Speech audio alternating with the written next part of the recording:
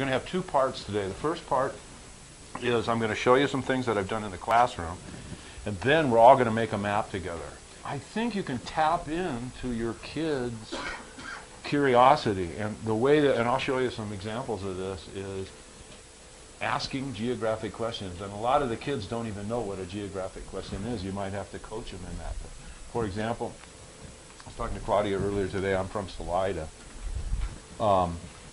And I found out that if you are from Salida, 30% of anyone who is from Salida has ancestors from this little place in Italy called Lago, Italy. And a man from Lago wrote this really good short book on it, and so he calls them Logarites. So I went to Italy, and I went to see my great-grandparents' grave, and I went into the cemetery, and it looked like a phone book from Salida. I said, I know all these people. No, not really, they're all dead, but I knew all these people's names. And then I started doing some geographic messing around. I took a globe and spun it around. I said, boy, that's pretty close in latitude.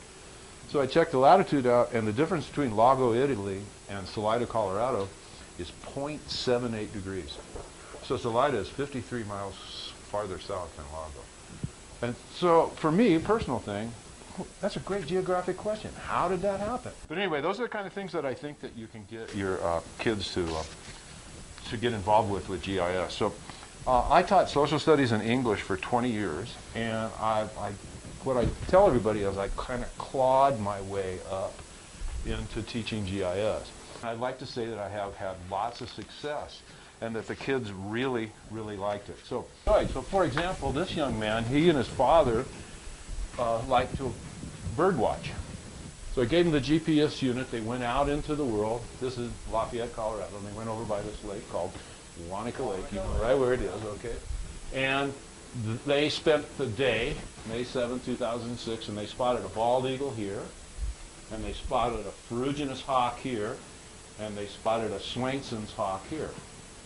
So if you look at this map as kind of a individual project for a student, look at what that student had to do. I'll go through it all. That student had to organize himself, get out into the field somewhere, have binoculars, have a bird book. Of course, he brought his father, who's an expert, so. But, you know, it was something that really interested him. Spend enough time in order to find them here, and then use the GPS unit to get the coordinates of where those birds were spotted. So they say, well, you know, big deal. These are over on the eastern side. This is the most common hawk. This one's fairly common. You know, big deal. So what? Well, what happened is he learned how to take geographic data and put it into a map. So when I say that, this map would not have been any good had he not been able to do some math and so forth. There you go. And so he had to come up with this table. So he has the sites where the ferruginous, the bald, the Swainson is, then his latitude and longitude, and then put that into the map. Okay? And by putting it into the map, then he has created something. Where do you think that he could use that in the real world? You science teachers. Do we have any science teachers? Yeah. Nesting areas. The Colorado Division of Wildlife has maps all over the place of nesting areas of bald eagles and so forth. All right? So it's a good skill for him to learn. And so before I go on to show you some other stuff, there's two ways you can use GIS in the classroom. One is to have kids go out and do projects like this where they're finding data and putting it onto maps, something that's interesting to them. The other is, and this one's really important that people overlook, you can teach geography with it. Because when you have a GIS program, you have all of these maps. And I first started doing this, a lot of this, when right around the time we invaded Iraq. And so the kids came up with it, I don't know where they got it from the news or something, and they said, why does the United States go to war? And the answer is to teach their citizens geography. All right? So you know, all of a sudden you have something like that, and you can start showing them where is Iraq, how does Iraq fit in with the rest of the world. All right, so I'm going to go one more thing. I'm going to hand out some stuff to you. I think that GIS is to 2010 as word processing was to 1980. I think that's a direct relationship. In 1980, all of us, not you younger ones, but most of us had to start learning word processing. We had to learn Excel. We had to learn PowerPoint. We had to be learning all that kind of stuff. And now it's everyday stuff to us. And I would even change this 2010 to 2000. I think that nowadays we need to be teaching GIS to our kids. And I got started in 1979 using this thing called a rapidograph pen, which is a hateful device. It mostly plugs up. Has anybody ever used one? So you know how you have to clean them and all that. I hated all that kind of stuff. So these maps that I'm handing out to you are GIS, but they didn't call it GIS back then. Called it cartography or whatever. Did they call it GIS? No, they didn't. Okay. So I would have to use rapidograph pen, use texture, use color, and it took forever to do some of these maps. Some of these maps took 10 hours to do.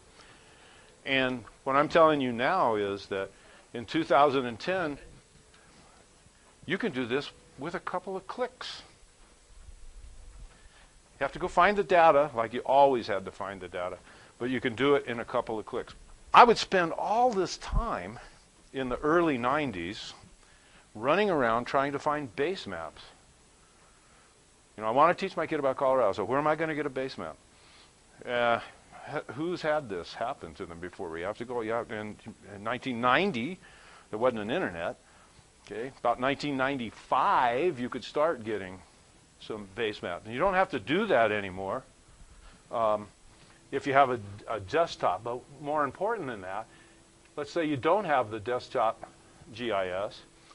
You can take these maps that you've found on the internet, and you could put them into PowerPoint, and you can do things such as hit the text box and have the kids write Colorado, or have it printed out and then have them color the map. So anyway, I did that for a long time, and I just was getting completely frustrated with it because I knew that there was so much more out there that I could do.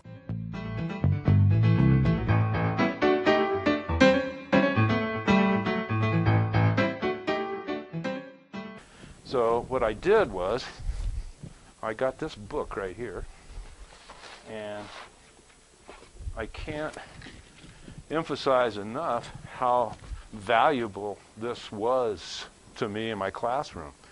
With this book, I got to jump off into the real world of GIS and start teaching my children not only how to gather data and so forth, but how to use this modern technology. And it was wonderful what happened. If you're a social studies teacher, we didn't just look at the conductivity. We looked at who lived there, where the mining happened, what the ethnic groups were that came through, a whole history of everything that you could find there. I'm showing you just this one map we generated on conductivity. And in this one, we helped 4 farmers design their land. And I'm going to show you how this is both social studies and science. Okay, so this is done using a table of profit by enterprise and by drawing certain polygons and certain lines in and connecting them. Remember your attribute table? This has an attribute table assigned to it. So alfalfa, she could only make $1,700 on all that alfalfa. Her lavender, this is what she wanted to grow, she could make $3,100. Her